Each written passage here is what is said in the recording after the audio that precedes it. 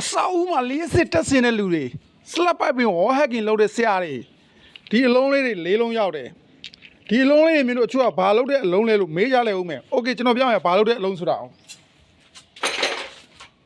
ဒီမဲ့တစ်လုံးယူလိုက်မယ်ဟိုမှာနေရမ်းမှာထောင်ထားတယ်ဂလိုင်းဒါလေးကိုဒီမှာဒီလိုလုပ်ထားတယ်ညှက်ထားတယ်ပေါ့ဗျာနော်ဒီမှာလက်ကင်လေးနဲ့ဒီလက်ကင်လေးကပြီးရင်အတူရှည်လုပ်ပြမယ်အဲ့တော့ကျွန်တော်ပြမယ်ဒီကောင်ယူမယ်နော်ဒီကောင်လေးကိုဖြုတ်မယ်ဖြုတ်ပြီးလို့ရှိရင်ခွဲပြားတစ်ပြားတက်မယ်နော်ခွဲပြားတစ်ပြားတက်မယ်ခွဲပြားတစ်ပြားတက်ပြီးရင်ဒီလုံးလေးတက်မယ်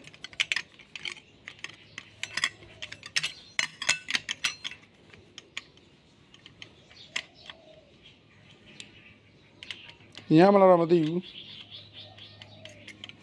ဒီမဲ့တပြားတက်ပြီးလို့ရှိရင်ဟုတ်မယ်နောက်တပြားထပ်တက်မှာနောက်တပြားထပ်တက်မှာဒီမှာနောက်တပြားထပ်တက်မယ်နောက်တပြားထပ်တက်ပြီးမှတောက်ပိတ်မယ်โอเค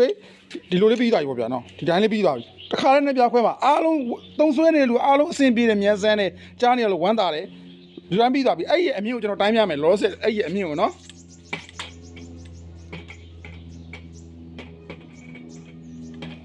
အမီကိုအောက်ကနေပဲချလိုက်တော့မယ်မနေတော့နော်โอเคဒီမှာကြည့်ပေဦးကြည့်ဟုတ်မှာပေဦးအစအနေပါတယ်အစအနေပါတယ်ဒီမှာကြည့်နေရောင်ကျသွားပြီ49လက်မလောက်ရှိမယ်လက်မ40လောက်ပဲရှိမယ်နော်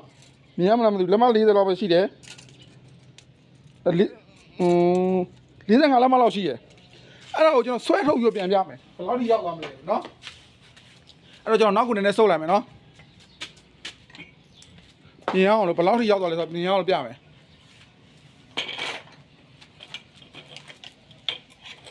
မြဲဆွဲထုတ်စားလဲအရင်လုံးစားမလို့ဒီနယ်လေးကိုမီးသမားနဲ့ကြောက်လိုက်ပါဒီနယ်လေးကိုရှော့ပြီးဆွဲထုတ်လိုက်အောင်မယ်အပြင်ကိုဆွဲထုတ်မယ်ကျွန်တော်ပြမယ်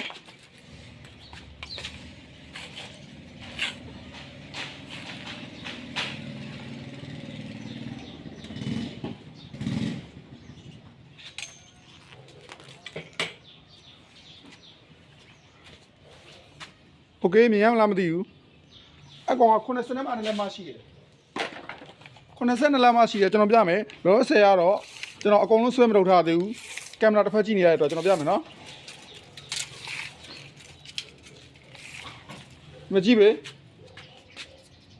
လောဆယ်တော့6ပေပေါ့90လက်မှဟုတ်တယ်ကွက်တိပါပဲနော်90လက်မရှိတယ်အားလေးတွေကိုအစာအုပ်မီးစင်းတဲ့ဟာတွေနေရခွဲဖို့အတွက်ညမ်းလည်းမလို့လွယ်ကူမဲမြန်ဆန်ပဲတခါတည်းလည်းနှစ်ကြောင်ပြီးရမယ်ပေါ့ဗျာနော်အဲ့ပစ္စည်းလေးတွေကျွန်တော်စီမှာလက်ရှိ၄လုံးရောက်ပါမယ်ဦးလည်းသူရပါမယ်ခင်ဗျ၄လုံးပဲရှိပါတယ်နောက်ဆိုတော့လည်း